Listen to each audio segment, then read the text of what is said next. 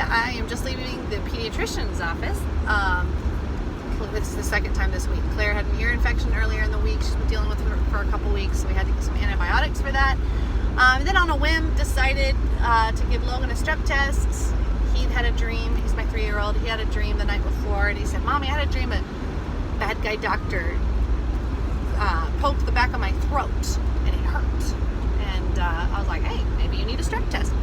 And I remember them saying it was only $26 for the test if we just did that, so I did the test. Sure enough, came back positive, and so we were able to get him some medicine for that. Same appointment. It was amazing.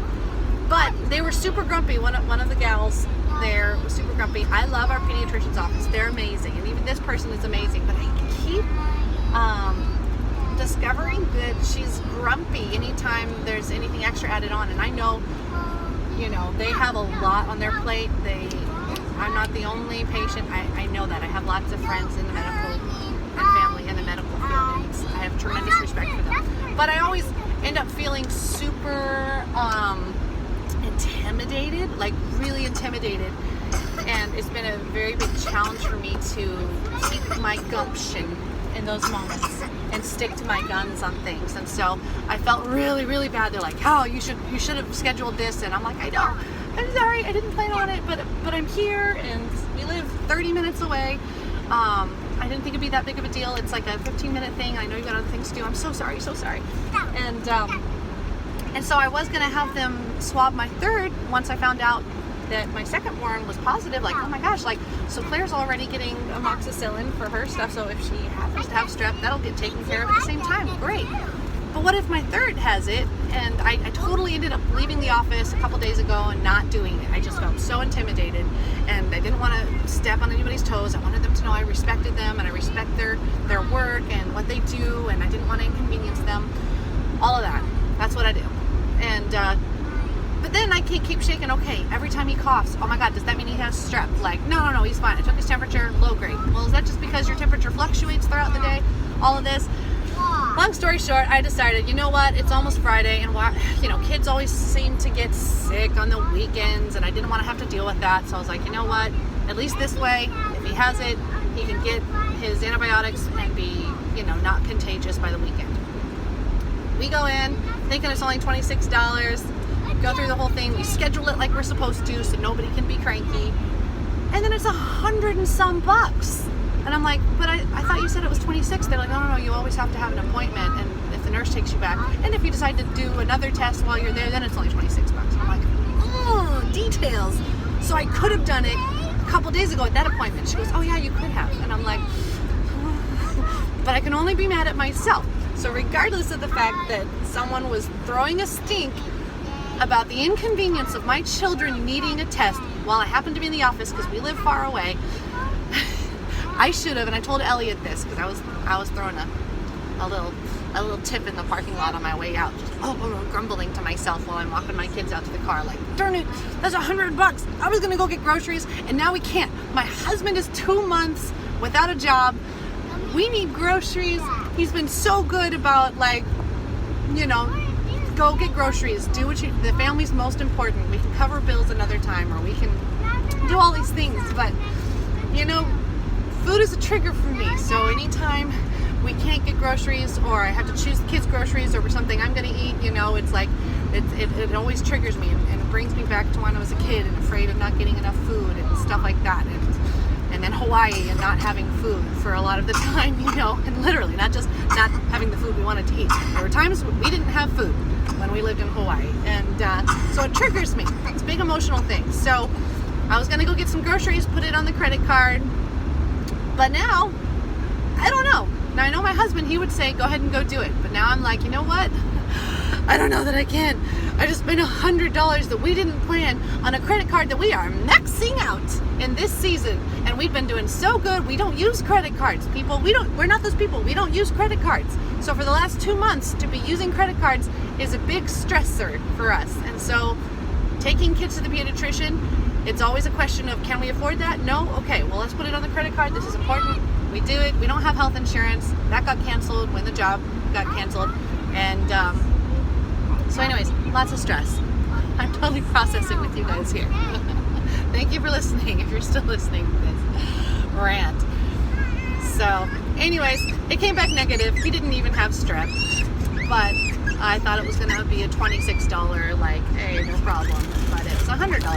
And anyways, I was telling Elliot on the way out to the car, he's like, why are you frustrated? I'm like, oh, mommy wish she, well, first I said, I wish mommy would have had the balls. Well, I wish mommy would have had the guts. He goes, what are balls? And I'm like, I mean guts. I mean gumption. That's a better thing. If you're going to learn anything from me, kid, any terms, that's the one I want you to learn. Gumption. And I'm like, can you say gumption? And he goes, gumption. And I said, mommy should have had enough gumption a couple days ago to press through and say, we will wait here until it is okay to schedule a meeting with one of the nurses to get a swab, a quick swab. Oh, Claire is upset with me. Did not pack the right snack for her. Pardon that. Anyways, I should have had the gumption, and I didn't. And so it's a lesson for me to not worry about what other people think when I know what my family needs, and when I know that it's something that can be done. Something simple, obviously not an entire other appointment. It wasn't a checkup. It was just a swab. But you guys, the point of all of this is it's okay to inconvenience other people. It's okay. This is life. And sometimes it's people's jobs. And scheduling, I get it. That's not what this is about. This is about gumption. This is about being able to not cower. This is about not shrinking back, but rising up and choosing to be bold. And when everything within you wants to shrink back and cower, or for me, with this trigger of money and not having enough, or especially with food and not having enough groceries and stuff like that, or fearing that, you know, that I can't shrink back, I can't cower, I can't crawl into the fetal position and succumb to anxiety or whatever form fear puts itself into. You know, fear can often show up as anger, fear can show up as anxiety, obviously. Fear can show up as tears. But I refuse to cower. I refuse to rise up. I refuse to cower. I choose to rise up and choose to be bold and choose to be confident and choose to just keep moving and not camp out in this place. And I know that God's going to come through for us, and I know that things are going to work out, and He is always making us stronger, and He lets us walk through these seasons to strengthen us and to show us maybe a new door that we wouldn't have even considered before. So I know God's going to work this out. He always does. I trust Him. I have a history of trusting Him and Him coming through for me and Him continuing to transform my perception of who He is and my experience with Him. He always shows me areas that aren't accurate of who He is, and I let Him change that with His goodness. He reveals who He is and continues to change who I think He is by washing me with His goodness, you know. And anyways, I'm just blabbering now, but I wanted to share that with you guys. Thanks for sticking with me. 8.5 minutes of me ranting. Oh my goodness. Okay, I always end these things with a song. I guess an appropriate song is Brave. Bethel Music's Brave. I stand before you now, the greatness of your renown. I have heard of the majesty and wonder of you, King of heaven. In humility I bow, because your love, wave after wave, crashes over me, crashes over me. You are for us, you are not against.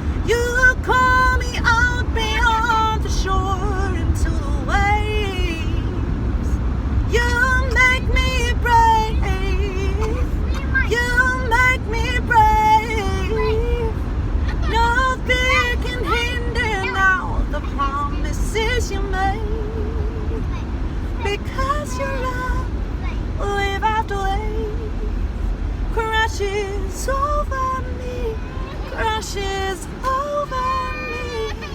And you are for us, you are not against us. Champion of heaven, you made a way for all to see and so I've probably sung that song on one of these before, but guys, that is a go-to song for this family. It's one of my kids' favorites, and I want to charge you to just be brave. Don't cower. Rise up in that gumption that you got. And yeah, take courage. Take care of yourself and let yourself be the glorious beauty that you are. Love you. Thanks for sticking with me for 11 minutes, guys. That's a long time. You're a good listener.